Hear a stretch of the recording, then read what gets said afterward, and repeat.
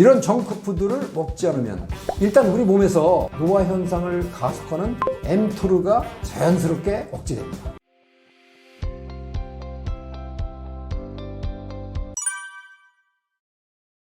마인드 식사에 대한 이야기예요. 이 마인드 식사는 저속노화 식사법이라고 했지 않습니까? 지적 기능을 높이면서 노화를 느리게 진행시키는 데 초점이 맞춰져 있습니다. 그래서 덜 먹는 것, 즉 되도록 피해야 할 식품을 강조한다는 점이 포인트입니다.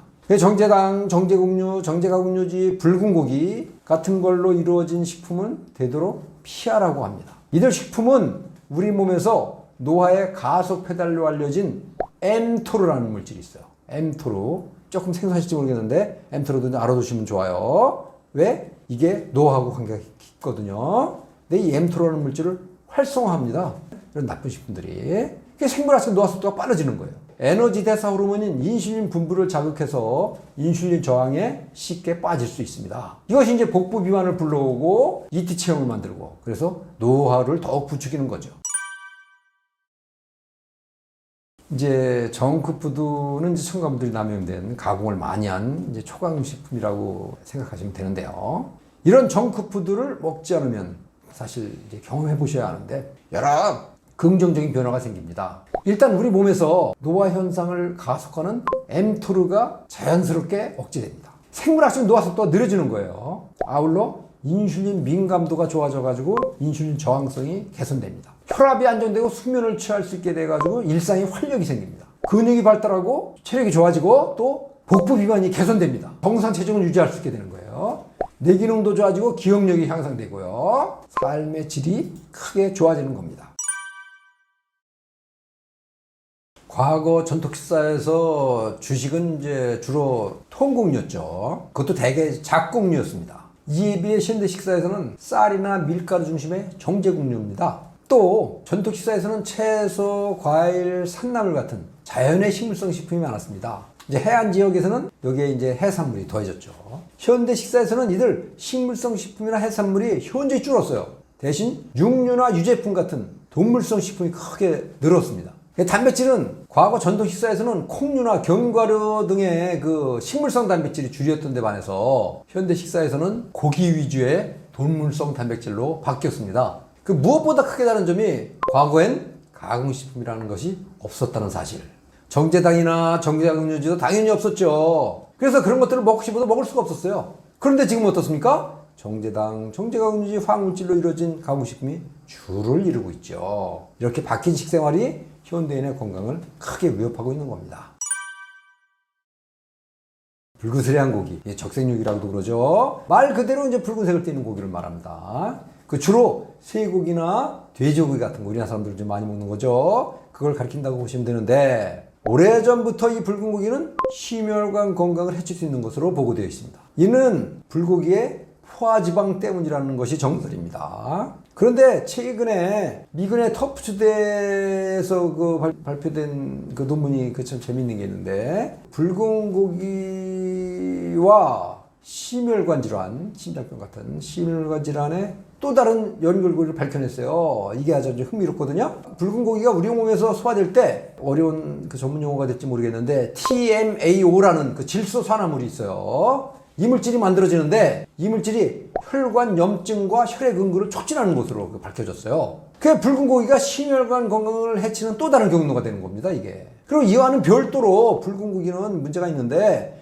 백색육에 비해서 암 발병률을 더 높인다는 연구가 있고요. 또 당뇨병 발병을 높인다는 연구도 있어요. 이런 사실들이 당연히 사망률을 높이는 원인이 되는 겁니다. 그러면 붉은 고기 이제 앞으로 담을 쌓아야 되나? 저는 특별히 많이 먹지 않는다면 크게 우려하지 않아도 된다고 봅니다. 왜냐하면 붉은 고기는 나름대로 또 이제 이점도 있거든요. 철분이 많아요, 붉은 고기에.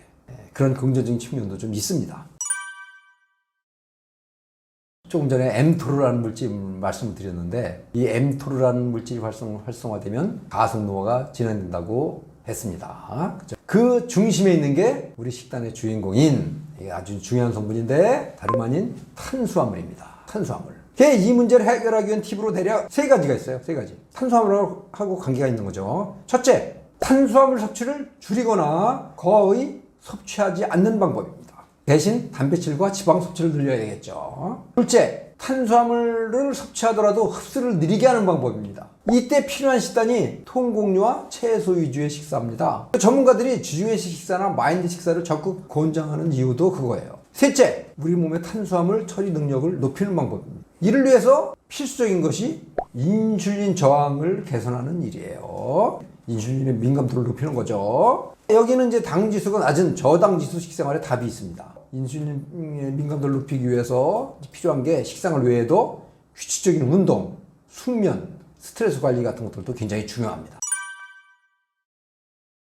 자, 아침 식사에 조건을 붙인다면 뭐가 있을까? 저는 이제 위에 부담이 없으면서 고영양식이 되면 좋지 않을까 생각합니다. 이 조건을 가장 잘 구현할 수 있는 식품이 뭘까? 저는 콩을 들고 싶습니다. 콩. 대두. 네, 대두. 콩은 밭에서 나는 고기라고 하잖아요. 콩은 물론 이제 종류가 굉장히 여러 가지가 있지만 대두는 그 중에 하나지만 이게 밭에서 나는 고기라고 하잖아요.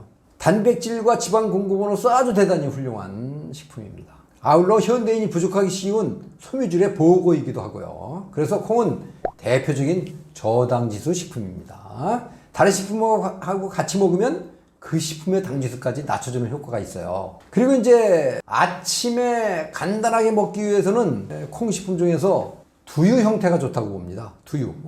요즘에는 가정용 두유 제조기가 다양하게 나와 있잖아요. 집에서도 손쉽게 두유를 만들 수 있습니다. 그리고 이제 만일 모닝 커피를 즐기는 분이라면 이 두유를 커피 크리머 대신 쓰는 방법도 있어요. 그죠? 또 이제 콩식품에 빼놓을 수 없는 게 두부입니다. 두부.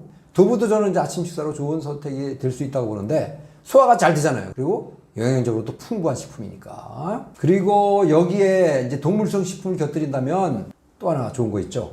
동물성 식품으로 계란. 계란을 추천합니다. 계란은 아주 쉽게 구할 수 있는 완전식품이라고 할 수 있죠.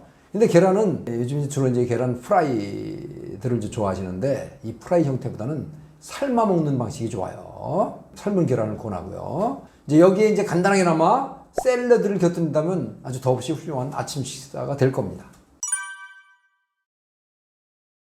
요즘 그 건강 정보를 접하다 보면 그 간헐적 단식이라는 말을 이제 자주 듣게 됩니다. 간헐적 단식. 이게 이제 먹지 않는 시간을 되도록 길게 가져가는 식사법을 말하지 않습니까? 이 식사법은 저속노화 측면에서 중요한 의미가 있어요. 음식을 먹지 않는 시간 동안에 노화 속도가 느려진다는 그 동물실험 결과가 있거든요. 실제로 체중 감량, 혈당 감소, 혈압 안정 같은 여러 그 긍정적 효과가 관측되거든요. 그러니까 이 식사법의 핵심이 식사 횟수를 줄이거나 저녁 식사를 일찍 하고 야식을 금하는 겁니다. 이게 인체 생리 리듬과 잘 맞아요. 이 간헐적 단식에 잘 어울리는 식사법이 바로 아까 말씀드린 마인드 식사법이에요. 이 마인드 식사에는 섬유질이 풍부해서 포만감을 오래 유지시켜 주거든요. 바로 식탐을 잠재울 수 있다는 뜻이 됩니다.